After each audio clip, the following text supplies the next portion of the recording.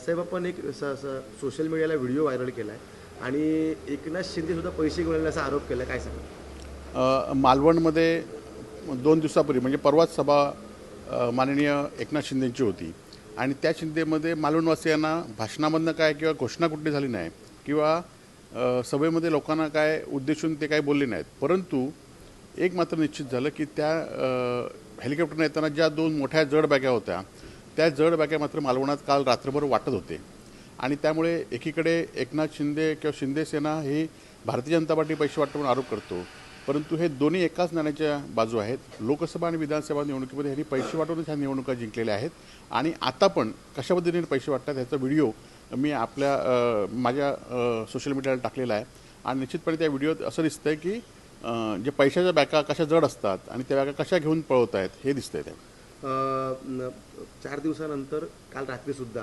भाजप कार्यकर्ते पैसे वाटण्याचा आरोप जो आहे मी पहिल्यांदाच सांगितलं की भारतीय जनता पार्टी आणि एकनाथ शिंदेंचं शिवसेना हे दोन्ही पैसे वाटतात आणि दोन्ही कसे पैसे वाटतात हे आपल्याला मी व्हिडिओद्वारे दाखवलेलं आहे.